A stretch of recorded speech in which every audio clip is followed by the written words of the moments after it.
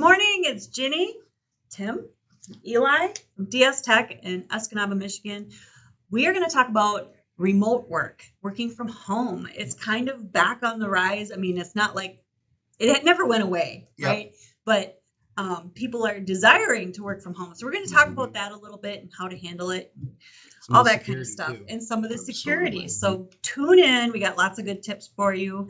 Leave your comments and your questions below this video so that we can have more conversations with you about what you want to hear about from us at DS Tech. Also, I will tell you at the end of the video how to get your free security assessment. So, Stick around.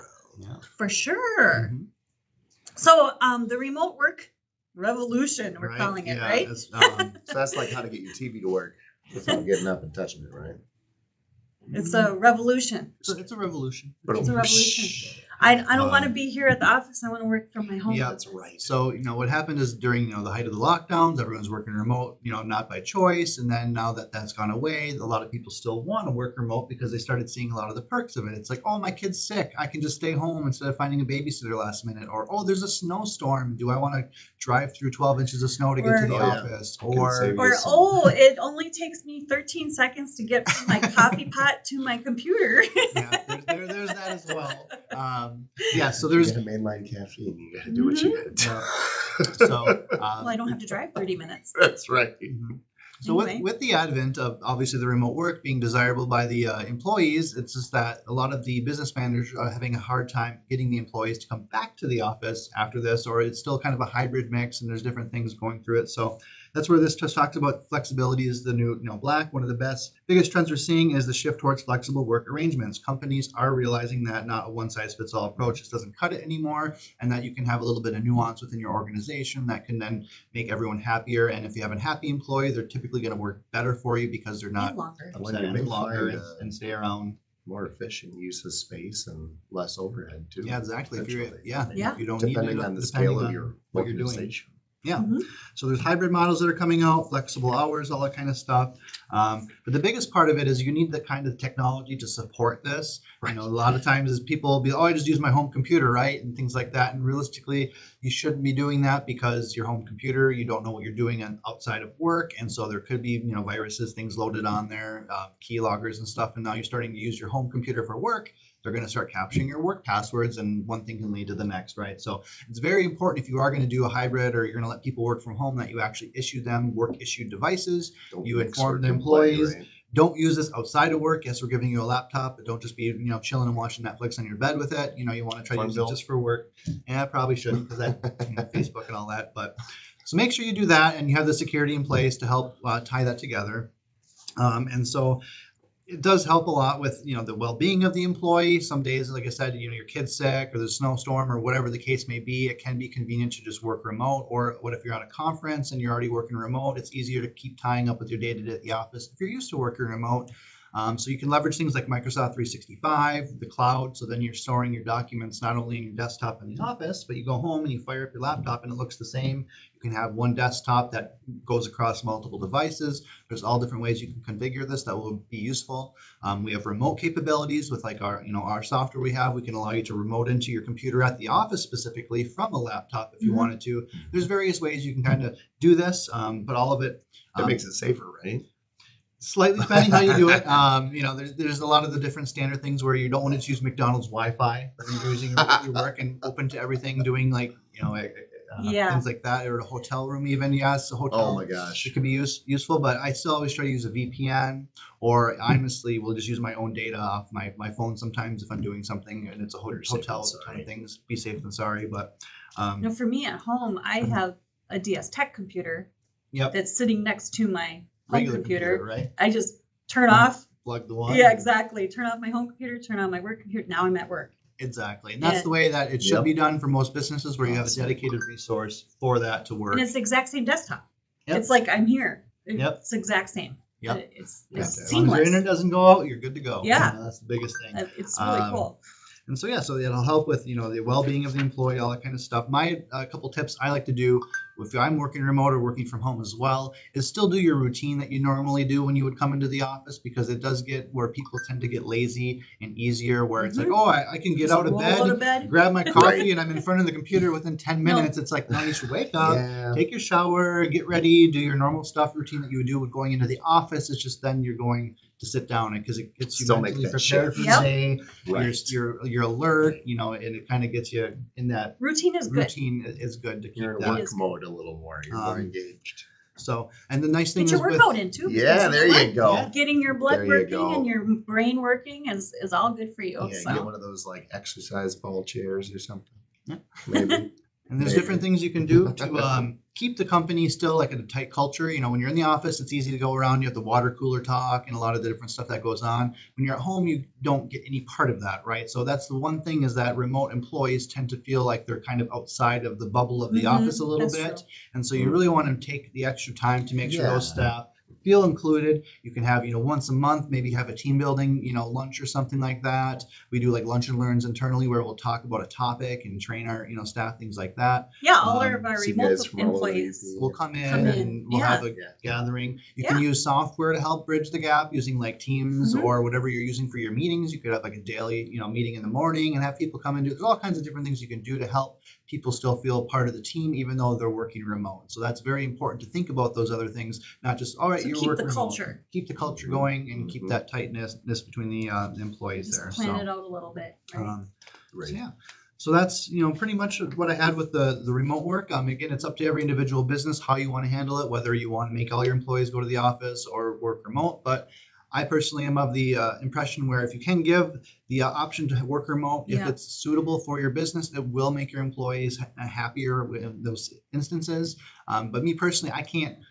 It's hard for me to work remote because I get Right. distracted easily. I know that Oh, about yes. myself, where I'm at home and the dog starts barking or something that's goes funny. on with the washing machine is Gosh, going COVID was off or whatever. crazy. It's just Working it's hard for me to focus. Like if I need to get my head down and get something done, I gotta go That's to the office. funny because and it's that's just the how it opposite is. for me. Oh, yeah? Because I get distracted here Oh, okay. when people are always talking to me, but at home it's nice and quiet. You're all so in your little room. I got my little room and I'm like focused. I just get that Yep. work done. So Depends That's on the time of interesting. day for me. I mean, if the kids are sleeping or at school, it's pretty quiet. But otherwise, Yeah, I'm on the it's a opposite. joyous, chaotic and speaking thing. of being that on the opposite end, my kids are now out in the workforce, right? Mhm. Oh, and yeah.